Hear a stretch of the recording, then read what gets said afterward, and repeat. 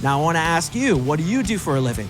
Well, if what you do for a living is cool, like you've worked a long time for it, you need to figure out how you rose through adversity to get there.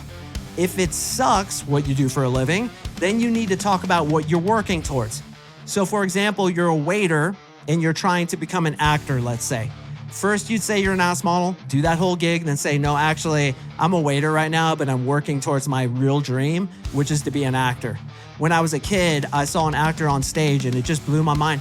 You tell a story about your past that builds up the notion of what you're trying to be. It fuels your ambition. This is attractive to women. The Unapologetic Man Podcast. How to reply in a funny way when chicks ask you what you do for a living, which, as you know, is usually one of the first questions a girl's going to ask you. And what do most guys do? They just answer with the truth. I'm going to teach you the 3-part answer to first say something super funny. Then what you do is you tell her the truth. Then you tell her a story about what you really do. Now, what do most guys do? They offer up some boring ass, non-emotionally charged, not funny answer, which is simply the truth. She says, what do you do for a living? And you're like, oh, I'm a lawyer, or I work at the car wash. My opinion is this is a golden opportunity to prepare your answer because you know girls are going to ask this to you.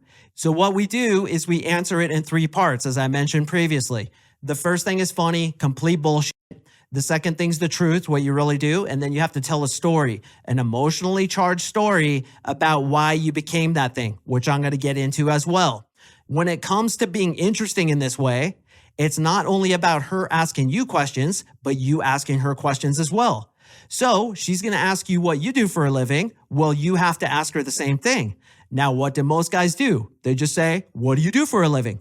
Oh, is that cool? Great. And then they blow past it, ruining what could be at least 10, 15 minutes of great conversation. So the first part to the 3-part answer to what do you do has to be funny. Now, for those of you who have been listening for a long time, you know my favorite one, and I mentioned it before. It is, I am an ass model. And then she'll be like, what? What are you talking about? I'll be like, yeah, I'm an ass model. See this ass right here? This thing is famous on 7 continents. In fact, there's a big picture of my ass in Times Square, wearing a Speedo, of course, and I was all oiled up in Times Square with my butt cheeks right there. Do not, during any point of this conversation, pinch my butt, young lady, because if I get a bruise on this piece of work, I'm going to be out of a job. She's cracking up. She doesn't know if you're serious. And then I'll be like, nah, I'm just fucking with you. But sometimes she will be like, oh, I'm an ass model too. And I'll be like, yeah, I know about you. I know that you're my number one nemesis. I saw your ass up in Paris the other week. I was traveling, doing some European ass modeling, and I saw your ass. And I was like, who's this imposter? It's Kelly, the new ass model from the same city I'm in. How dare you, young lady? I should just kick you in the butt right now, put a big old footprint of a bruise on your butt cheeks, put you out of work. And she's like, no, I'm going to put you out of work. This is such a good way to do it, to create a play fight, to create intrigue, to create laughter, boys. And what's one of the most attractive things to women? It's laughter.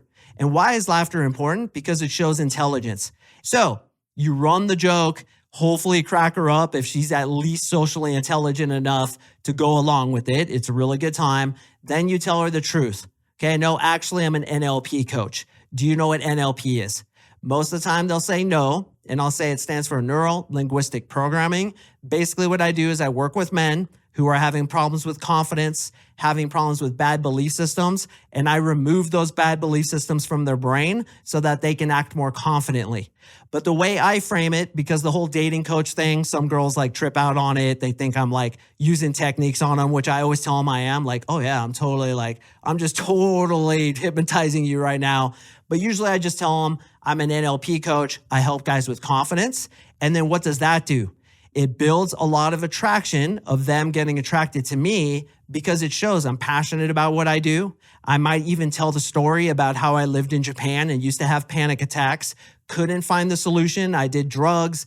I hired a psychiatrist. I even hired a hypnotist. And it wasn't until I hired an NLP coach that I was able to get over my panic attacks, agoraphobia, and massive anxiety that I had in Japan. And because of that, I became an NLP coach myself, but I specifically work with men in confidence, anxiety, things like that. And when I angle it that way, showing a vulnerability that I've overcome, showing that I'm ambitious, showing that I persevere through adversity, showing that I am helping other men. Holy shit, boys, attraction on command. And what just happened? She asked me one question. What do you do for a living? And I say, I'm an ass model.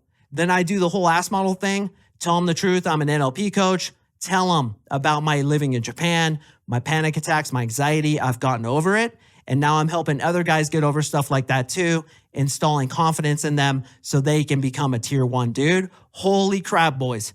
Attraction is fucking there when you do this. Now I want to ask you, what do you do for a living? Well, if what you do for a living is cool, like you've worked a long time for it, you need to figure out how you rose through adversity to get there. If it sucks what you do for a living, then you need to talk about what you're working towards.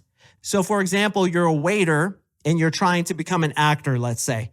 First, you'd say you're an ass model, do that whole gig, then say, no, actually, I'm a waiter right now, but I'm working towards my real dream, which is to be an actor.